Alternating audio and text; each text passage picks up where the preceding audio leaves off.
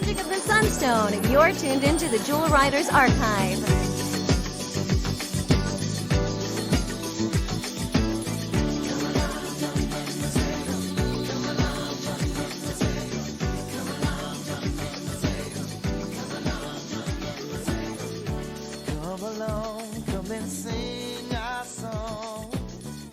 Hey Jewel fans, I'm Chris. And I'm Ronnie from the Jewel Riders Archive. We're here today with another episode of the podcast. We wanted to talk a little bit today about the printed materials that were made for Jewel Riders.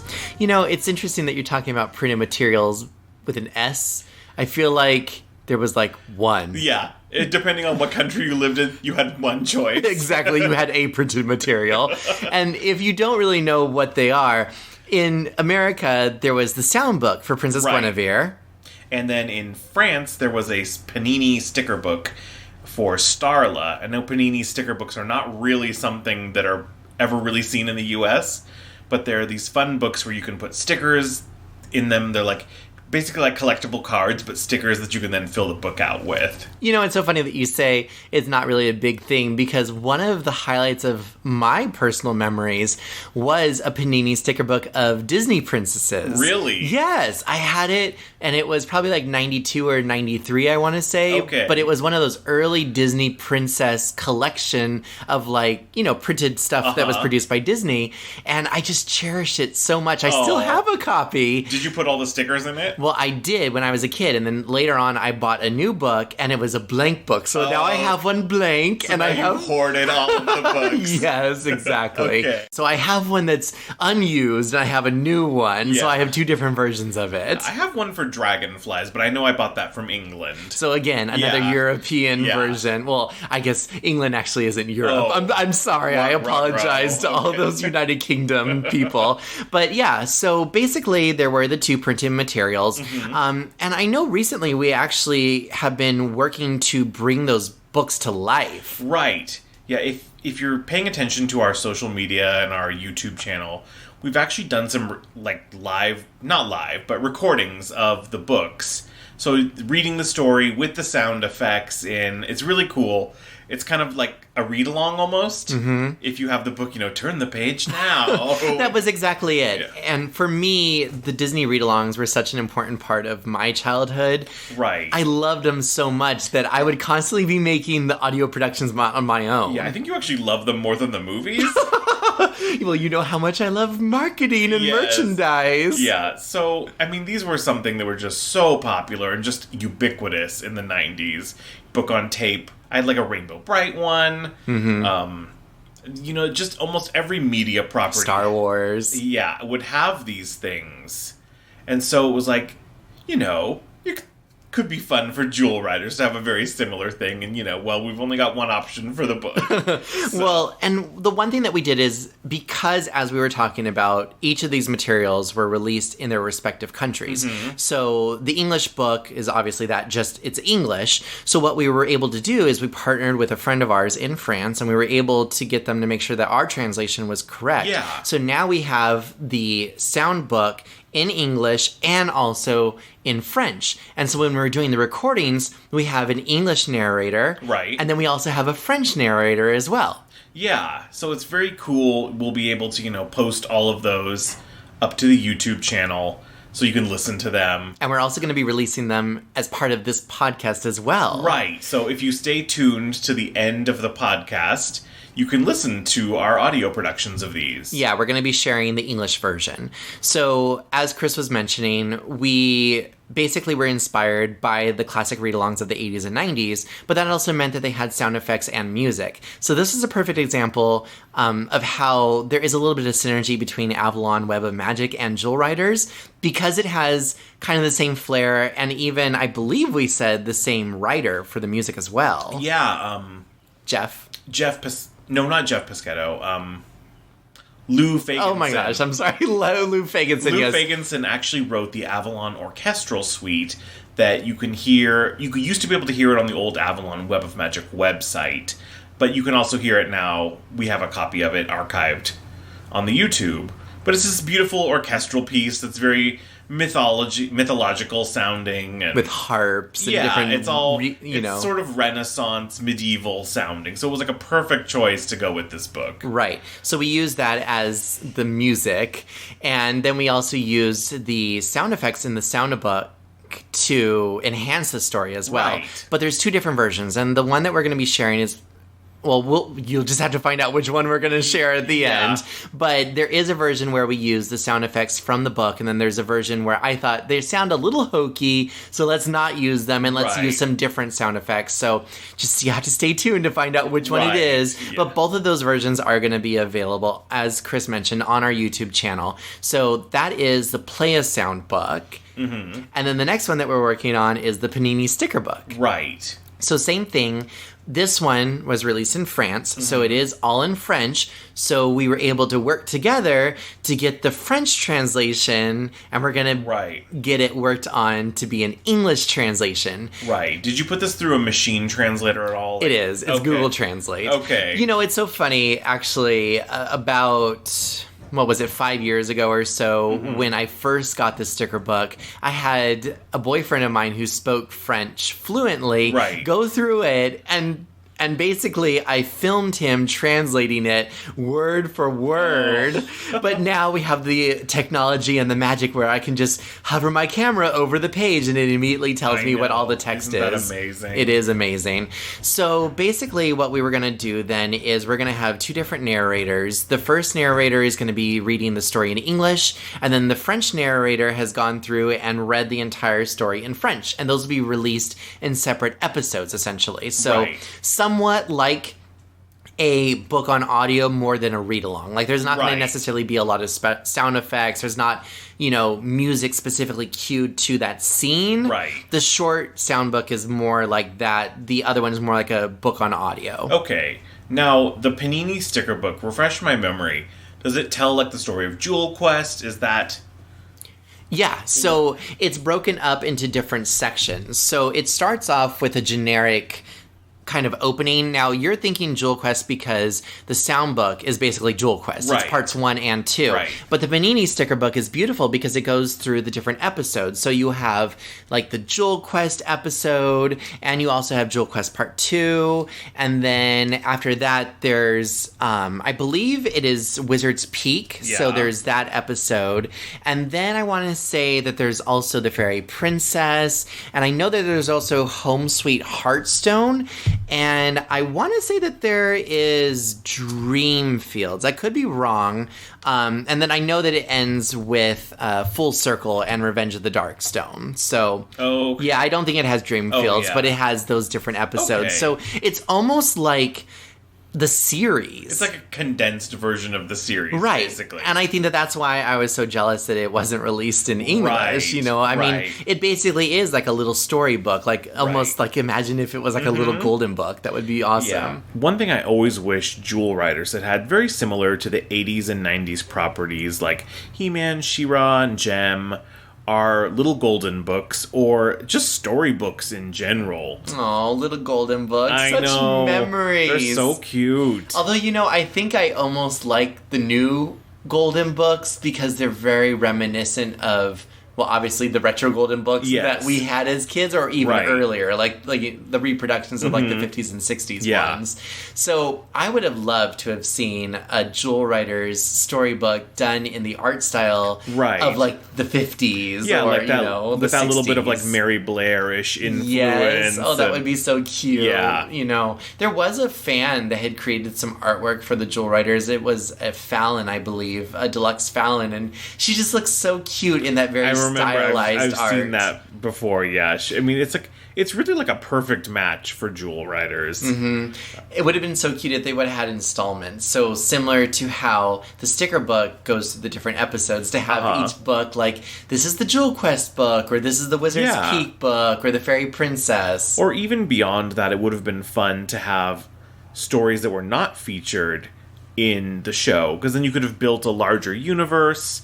You could have had, I think very often storybooks seem to have like smaller scale stories than the animated episodes. It's so funny that you mentioned that, because the first thing that I think of are the Skydancer and Dragonfly books. Yes. Where you look at them, now I liked them because of the art. The Dragonfly books looked more like the show itself. Yes. Meanwhile, the Skydancer books, I feel like there was two different versions. The first one was basically based off of the toys. Right. And the second one had a little bit of influence from the series itself. Right. But it's almost like the ones that was mainstream were the ones that were based off of the toys. So you look at them and you're like, this had nothing to do with the animated series that I love. Who's April Blossom and who's Sea Star? Right? And what's this dolphin got to do with anything? Exactly. That was just the crazy way in which Skydancers first exploded as a toy, and then they went back and tried to make a story out of it. Mm-hmm. When it's like, there was no story. And it's funny that we should also say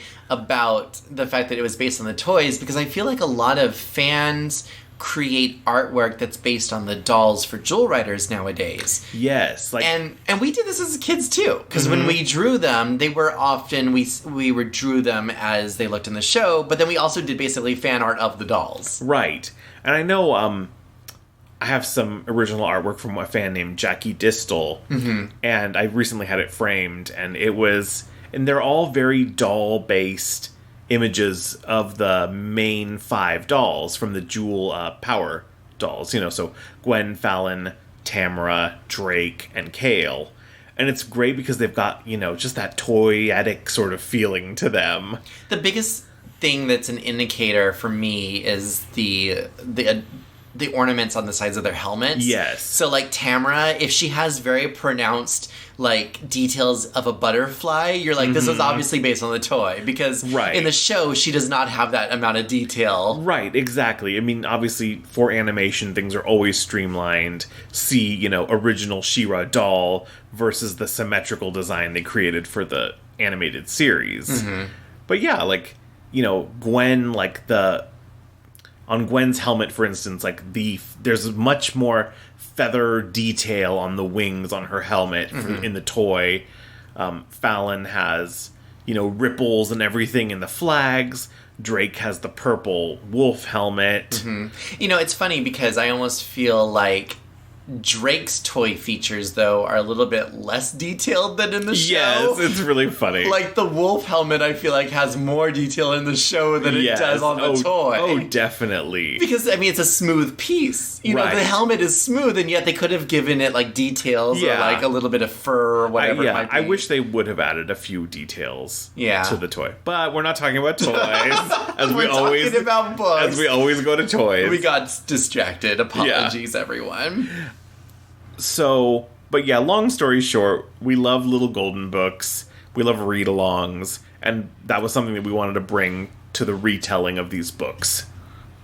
So, do you want to discuss the Play a Sound book for a little bit? Sure. Okay. So, we're actually going to be releasing one of our archive showcase episodes where we talk about the Play a Sound book.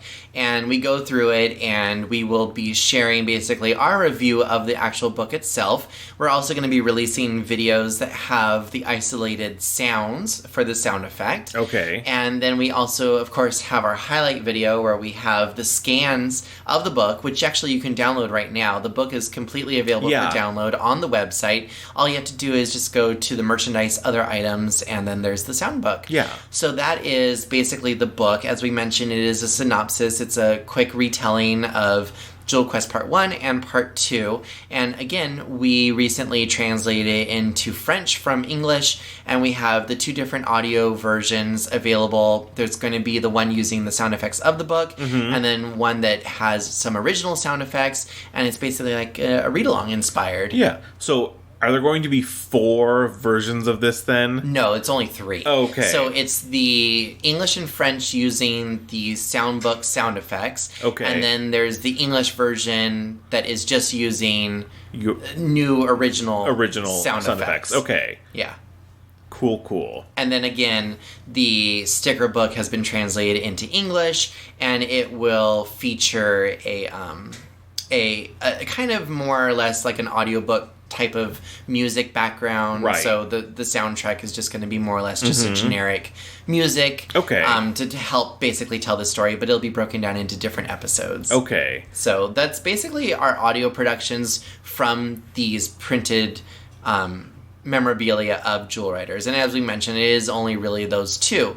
And one thing that we've been talking about a lot is our ambition and our desire to want to create basically a fan-created publication. And I think that's really the next part of this podcast, at least, is that we want to tell the story of our zine. Right.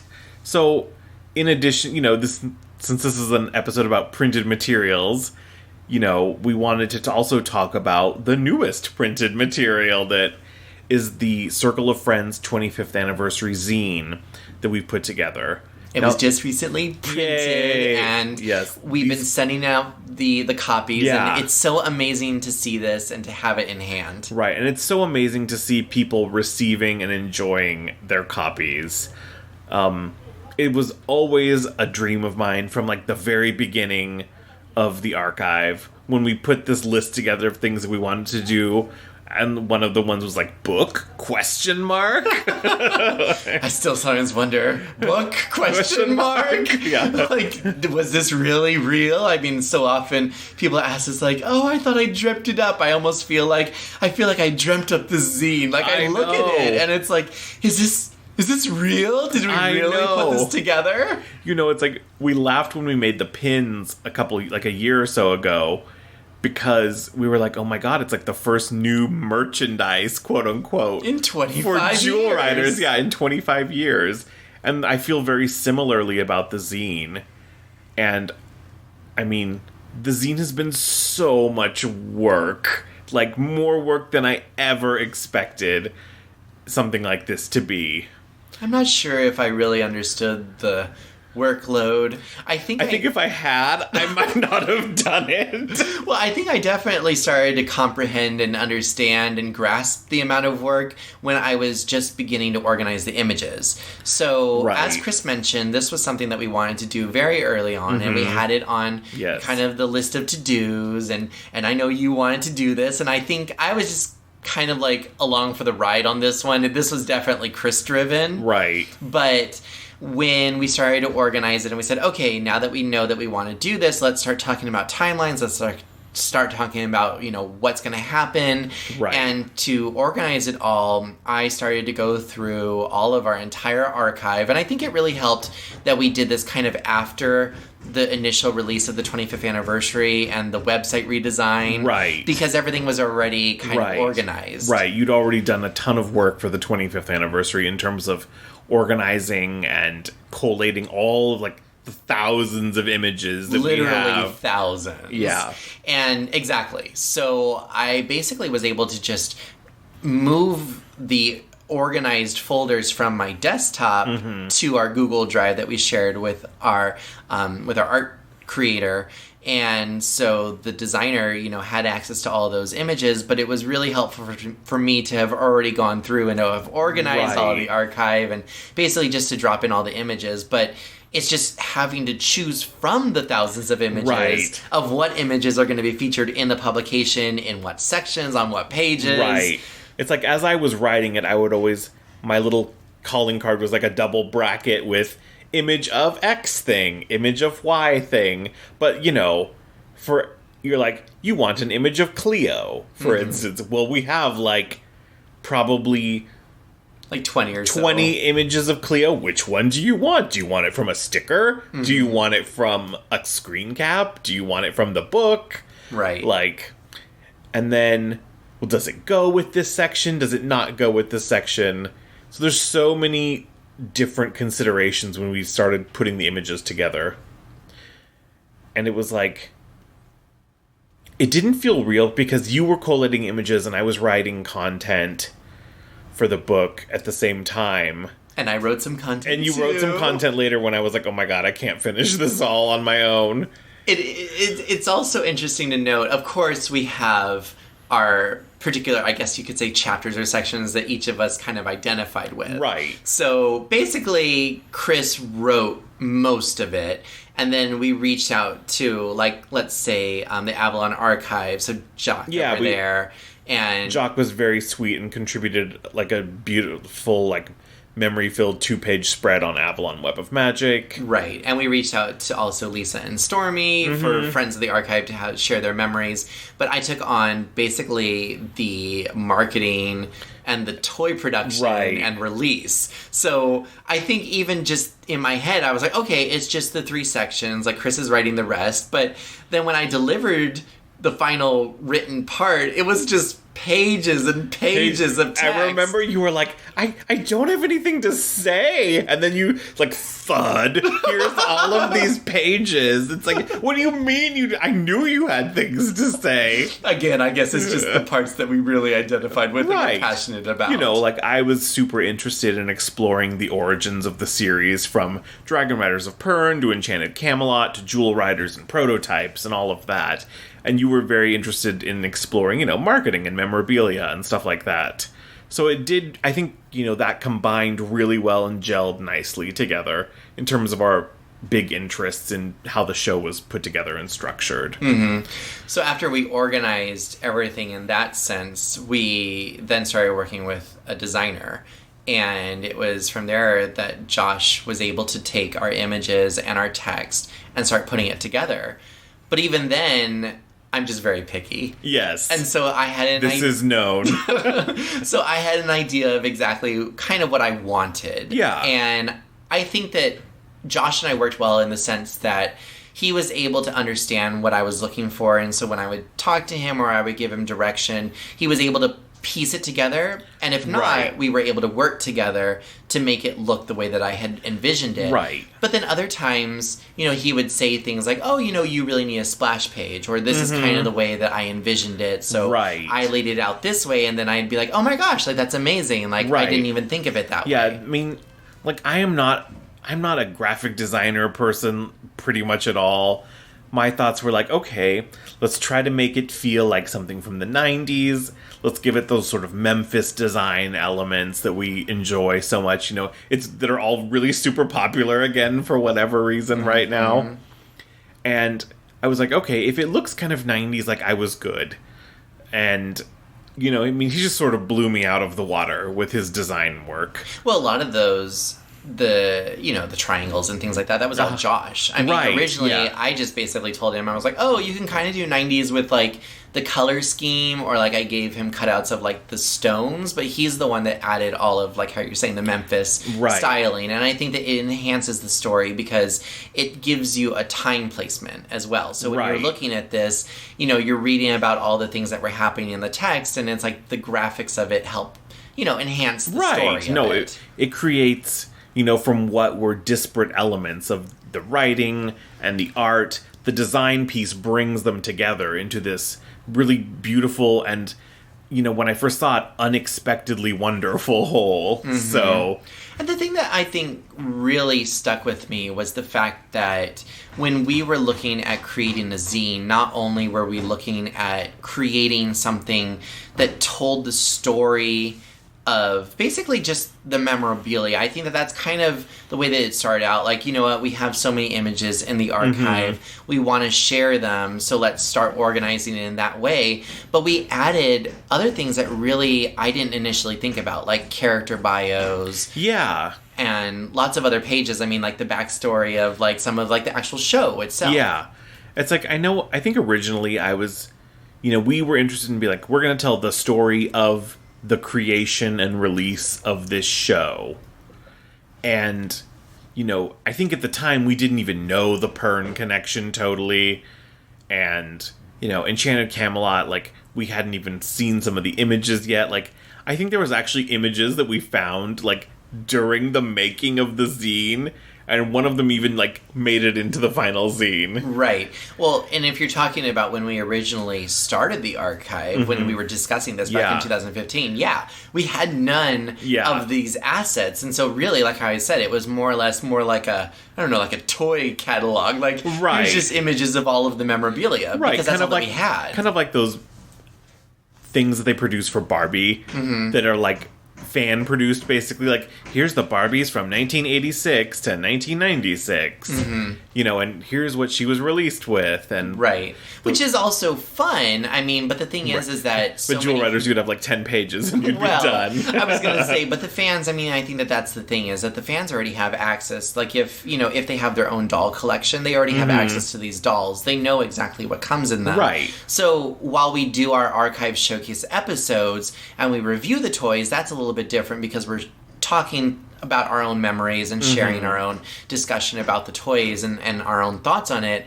But the zine is able to share behind the scenes either scans or artwork or stories, access to things that people don't really, have that knowledge of. Right. And, most of what is in the zine is on the archive website. If you want to dig through each and every subsection that's, very well delineated what we have there.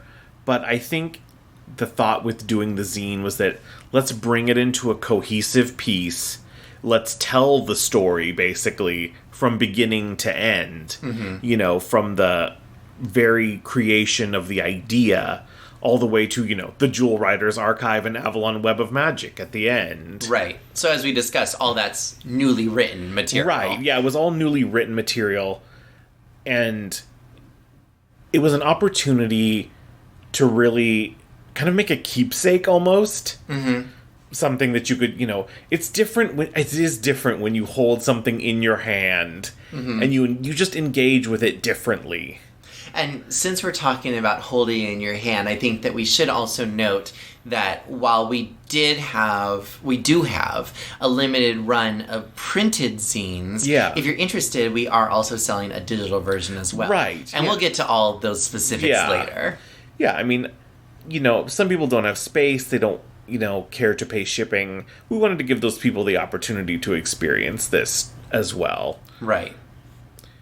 So it's just, it's funny because I'm looking at it right now, and I see the image on the cover, and it was an image that I had originally commissioned from an artist that I wanted to make as a pin design. The pin turned out to be exorbitantly expensive. This was also going to be a jumbo pin, wasn't it? Yeah, it was going to be like a large, probably like 3 or 4 inch pin, and it was like, never mind. Way too much, unfortunately. Yeah, I mean, which I would still love to do it.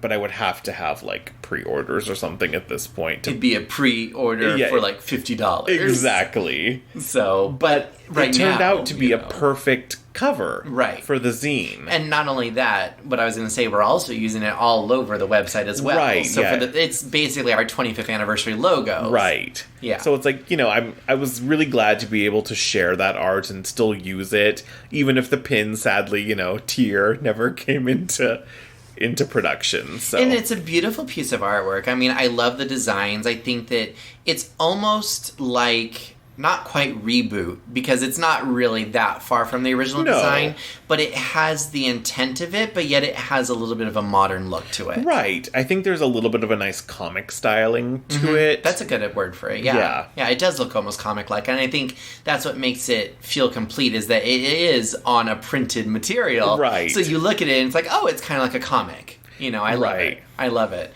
And it's 64 pages of behind-the-scenes stories. Right, it's full color. Photos, memories, lots and lots of fun things. So I guess we can also get into the details of this. We can find this on the Jewel Riders Etsy page. Right, yeah. It's basically being sold almost exclusively through the Etsy page. That's sort of the home base to buy any of the things that we produce. The pins we made last year for the 25th anniversary, or this zine as well.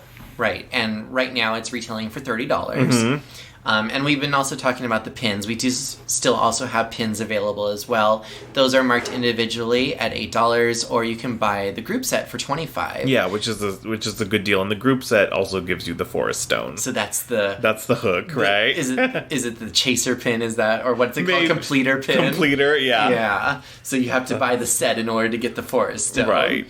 And the Forest Stone is purely because I love the Forest Stone. I would have paid for it no matter what. Right. To make it. So you make Chris's dream come true by buying the completer Thank set. you. But it's so fun to have a printed item for Jewel Riders. As you said, I think we would have loved to have had little golden books or more storybooks or comics even. And I know we tried that with the unicorn comics as well. I know. It just turned out to be a little more work, I think, than we had the time for. But it is featured in the zine. Yeah. So and the back artwork is the comic art. The comic artist Achon was able to provide basically a mirror image for the back of the zine. So the front has the girls in a circle for Circle of Friends, and the back has all of the animals in a circle for Circle of Friends. Circle of Friends. Yeah, I just thought it was. Do you sense the theme? I like the symmetry of that. So. Yes, it's very circular. Yes. Very cool. Yeah. Well, yeah, I love the zine, and actually I'm seeing it for the first time today while we were recording. Yeah. So it's so fun to finally see it. Again, the digital version is available as well. Those are available for download on our Etsy for $12. Yeah, and they email it to you and you can get the download link right from them. Right. So it's an automatic. Otherwise, it's being shipped to you. Yeah. It's being shipped very. Very slowly by me. But still, so if you want a printed version, and again, these are also limited runs, so... Yeah, I mean, I don't know that we'll make another run of these. We may in the future, but I think it, depends on how these sell, basically. Consider it limited edition. Yeah, at this point. It seems unlikely that we will. It's more to fulfill something for the fans who really love it and who really want sort of a piece of Jewel Riders history, I guess. Celebrating the 25th anniversary. Yeah. I mean, if you are as nerdy as we are about toys and the development of toys and animation and animated series, I think this is like an amazing little slice of that from the 1990s. Right. For a show that will never get the treatment of, like, Batman the Animated Series or X-Men or, He-Man or She-Ra with their giant books from Dark Horse that I wish Jewel Riders had anything like. So what you're saying is Jewel Riders needs to either be bought by Disney or bought by Mattel. I mean... if there's any investors out there. I wouldn't say no to either of those happening. Right. Instead of floating in the ether like it does. Of like, who owns this? Who doesn't own this? Right. And does anyone want to take responsibility for owning this? Right. And, this isn't the podcast for it, but we were saying about how it's the latest merchandise for it. We did also recently talk about the release of 2 new DVDs as well. Right, yeah, those German DVDs. Mm-hmm. Those are awesome. So talking about, who the copyright owner is, I mean, obviously... someone out there is releasing new merchandise, but that was also working with us. Right. As we mentioned, we're giving credit on the DVDs, so that's pretty awesome. It's pretty amazing to, even if it's the tiniest text on the back of a DVD. Right. But it's our 25th anniversary logo on it as well. They use a little sun stuff with a 25. I squealed when I saw your little 25th anniversary logo on there. I was like, oh my god, we made this. Yay, we did it. And if you like any of those designs, especially like the 25th sun, and if you want it on your shirt or anything like that, again, shameless plug for our Redbubble shop, but you can go to Redbubble. We have those 25th anniversary designs. We have the comic art that Chris was talking about. We also have the sun logo or just the 25th anniversary logo. All of that's on merchandise. Yeah, like last year at the 25th anniversary, you found a ton of great images while you were sorting. Right, exactly. And then you were able to make really cool stuff on Redbubble with that. I know I ordered like a magnet and a couple of other things. Stickers seem to be the favorite. People love those stickers. I mean, I like them. I mean, they're fun. But yeah, it was also that I cut them out. So, they have the negative image behind them. So they're a cutout of a sticker. They're not just a square sticker. So I think maybe that's what people like as well. Yeah. And you can put it on thermoses, you can put it on binders. Yeah, laptops. Exactly. You could decorate your space with them. It is neat. I mean, I have the Jewel Writers Archive logo sticker on my sketchbook, so I put the Jewelry sticker on one of our binders that we have for archiving, so yeah. That was my way of labeling it and knowing what it is. That's awesome. So, and so as we're talking about also the printed materials, I think it's interesting to also note that for me, the Starla Panini book, and again, you can see scans of this. It's available on jewelwritersarchive.com. If you look under the merchandise or memorabilia, and you go under Princess Starla, there is the sticker book under there under a subheading. But the artwork inside of it is really just like this, like very colorful 90s, very bold. There are also some character outlines of like an awesome Merlin and Grimm, and they have like the Pegasus. But it's just kind of like, there's also fun backgrounds, like they have production backgrounds, like one of them is the fairy princess background, and it's just very colorful, and I really like it, and I think that combined with the stickers of screenshots from the show, plus the lenticular stickers. Oh yeah, those holographic stickers are amazing. Right, so like... But there's like a big Lisa Frank energy to this book. Well, I was going to say, I think that it is very 90s, and it's very almost Lisa Frank, as you're saying. But then you look at the sound book of America, and when I first saw this, I was not impressed with the artwork. I thought...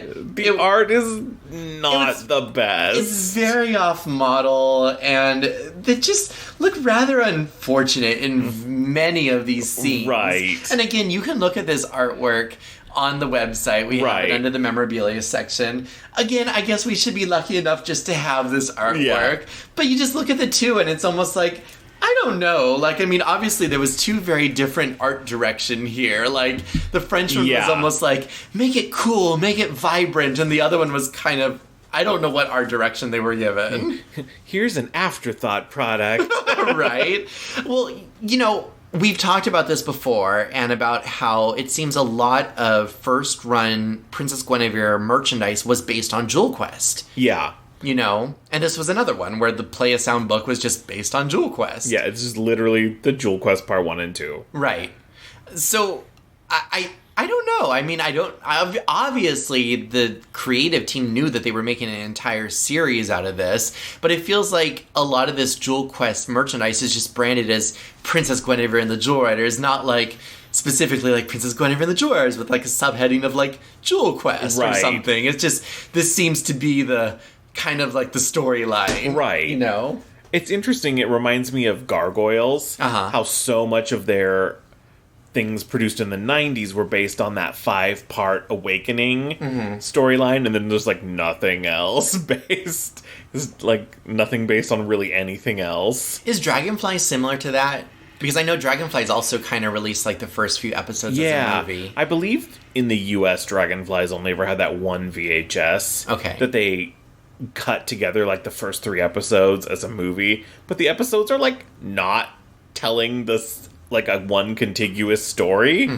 So it's sort of like, well, it's sort of a movie. It's sort of just mashed together episodes. Well, and I don't know if Song of the Rainbow is really necessarily seen as like, what's the correct word that I want to use? Almost like this is going to be not our pilot, but this is like the show that we want to give to people to kind of know what Jewel Riders is, because they gave the promotional VHS of Song of the Rainbow, and many of the advertisements, like let's say for the VHS, the commercials themselves really only feature scenes from Song of the Rainbow. Right. So it's like, why didn't they choose to use Song of the Rainbow as the picture, you know, as the song, as the sound book, or and then even in the sticker book, I don't believe that Song of the Rainbow is one of the featured episodes. I don't think outside of the US it seems that it was as big.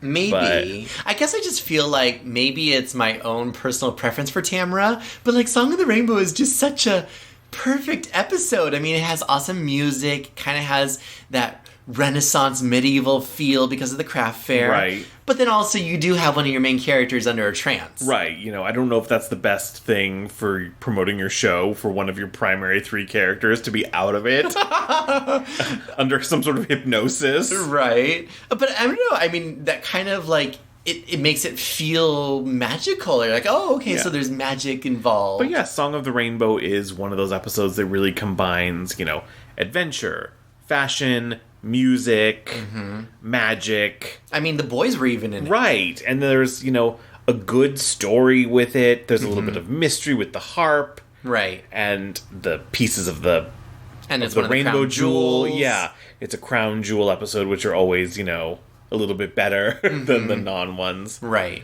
You mean Home Sweet Hearthstone isn't not my favorite. Something to receive an award? I do love Badlands. But, Badlands is good. But, you know, that's the Fallon effect, right? Like, everything about Fallon is always good. The Fallon effect? Does the dolls also have the Fallon effect? It does. Fallon's beautiful. I see. Fallon's, like, probably my favorite of the dolls. She always looks beautiful, like, and I think part of that is probably what Greg Attore has told us before about that special skin tone they mixed for her. It's very warm and vibrant, and you know, the purple and black hair just pretty much rocks. So. Right, and we talk more about that in our archive showcase review of the dolls. Again, not about dolls, not about we keep toys. Getting sidetracked. Printed things. Then I guess we should just move on to the next spotlight feature. Yeah. So we're going to be sharing our version of the Play a Sound book. Okay. And it is the English version. And I know we talked about, we don't know what version it's going to be, but we are going to be sharing the version that I created new sound effects, or at least didn't use the original sound effects because they sound a little hokey. Oh, well, I'm glad you decided by the end of the episode which one you wanted to use. So we're going to be using that one. So that's basically going to be featured right after this. Yeah. So enjoy, and friends together. Friends forever. Keep listening. The presentation is about to begin, everyone. All right. Have a great day. All right. Bye.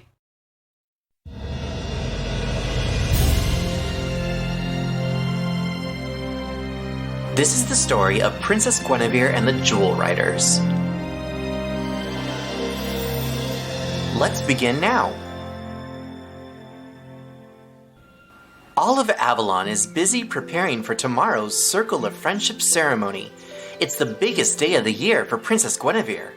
At the ceremony, she will receive the magical sunstone and be paired with a special animal friend. At last, she will be a jewel rider like her friends, Fallon and Tamara. The jewel riders have a very important responsibility in Avalon. The great wizard Merlin tells Guinevere and her friends, "The goodness of the wild magic created by the crown jewels flows through every part of life in Avalon. It is your destiny as jewel riders to maintain the balance of magic in the kingdom.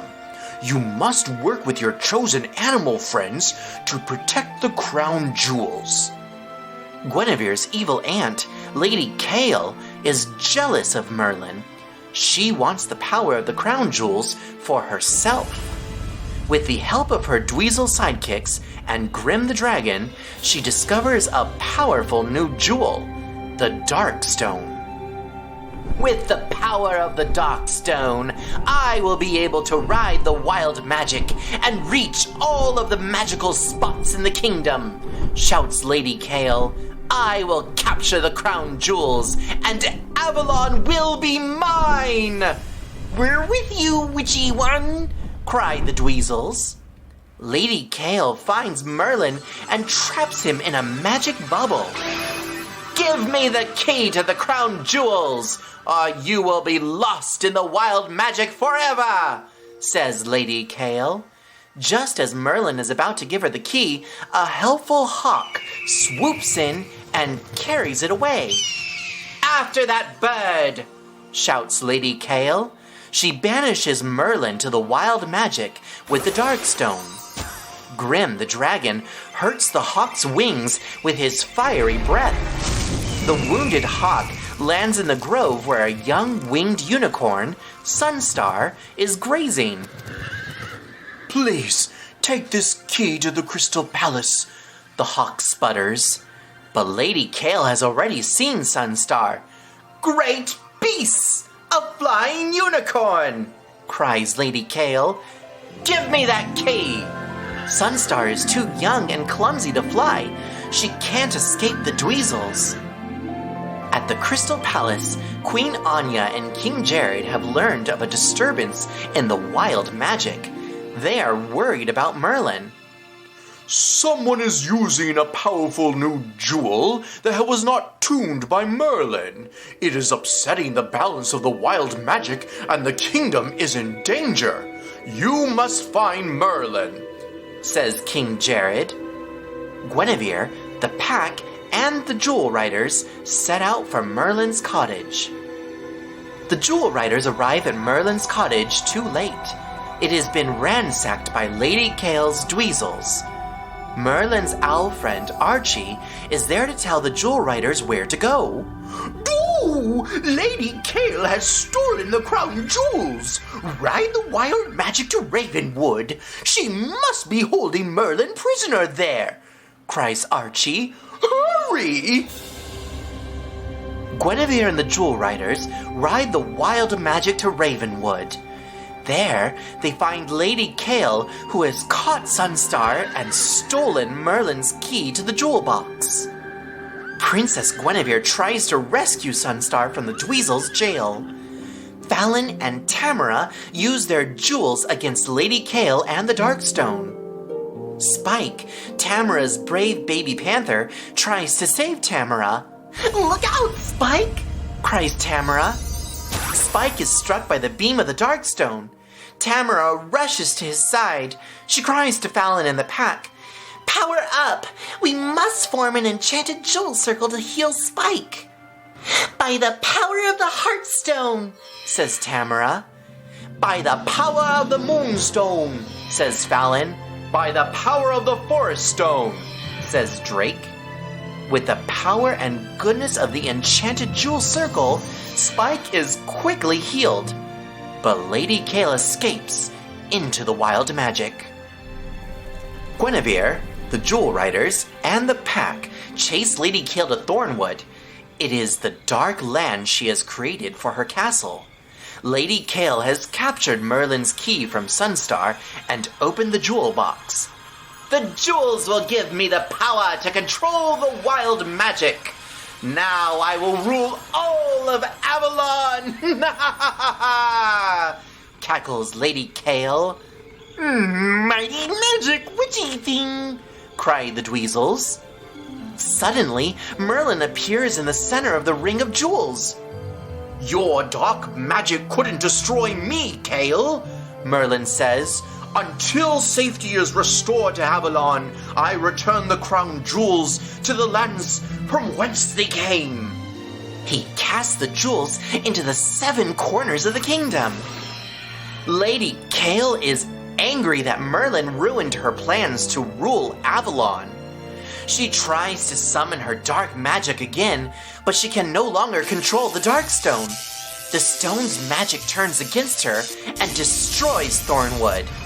Lady Kale's dark castle crumbles and the ground splits open. "Oh no! Where's Guinevere?" cries Tamara. "She and Sunstar fell into that hole," says Fallon. At that moment, Sunstar flies out of the hole. Princess Guinevere is safe on her back. "I knew you could fly, Sunstar," says Guinevere. Guinevere, the Jewel Riders, and the pack return to the Crystal Palace for the Circle of Friendship ceremony. Princess Guinevere receives the Sunstone and is united with her special animal partner, Sunstar.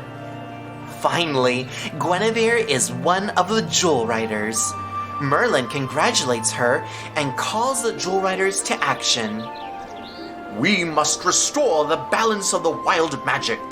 Go in search of the crown jewels and return them to safety.